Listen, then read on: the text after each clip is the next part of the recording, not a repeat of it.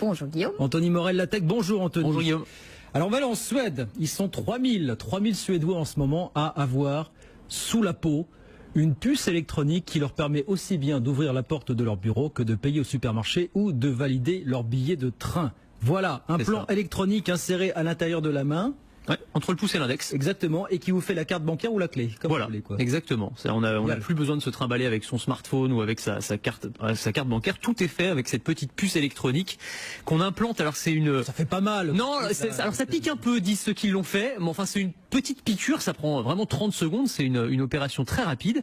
Et donc ils se font implanter réellement une puce électronique. On appelle ça des body hackers. C'est-à-dire ils transforment leur corps en fait avec de l'électronique. Bon. Et donc ils vont pouvoir, comme le fait cette dame qu'on voit à l'écran pour ceux qui nous regardent sur BFM Business, badger à sa salle de sport. On peut prendre le train aussi. Il y a la compagnie ferroviaire suédoise, l'équivalent de la SNCF, qui s'appelle SJ, accepte maintenant ces puces électroniques comme billets dans les trains. Donc en gros, quand le contrôleur passe, vous approchez votre main et c'est la main qui bip. Enfin, ça va jusque là quand même. Et puis effectivement, on peut s'en servir aussi pour payer au supermarché ou comme carte de fidélité.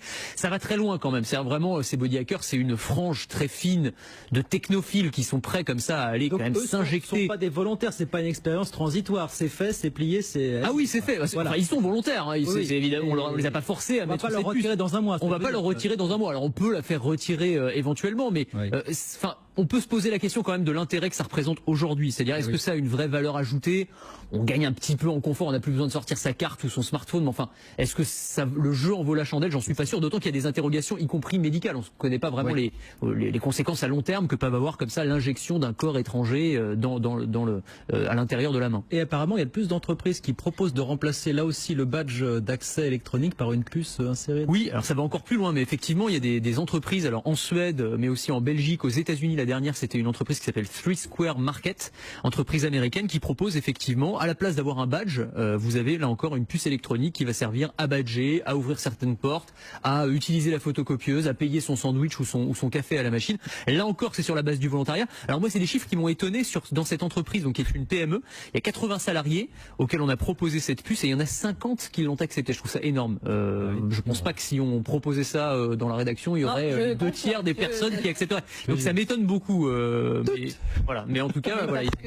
On est aussi dans un univers justement très high-tech dans cette entreprise-là, j'imagine. Oui, alors c'est une entreprise qui fait des distributeurs automatiques. Donc ils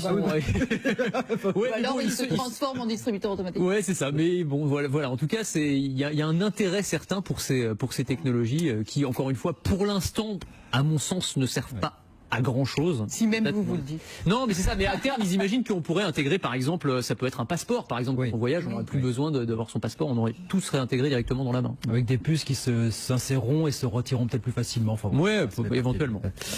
Ainsi va le monde, on va résumer les choses comme ça. Anthony Morel, merci beaucoup Anthony, la tech tous les jours, 12h15 avec Anthony sur BFM Business.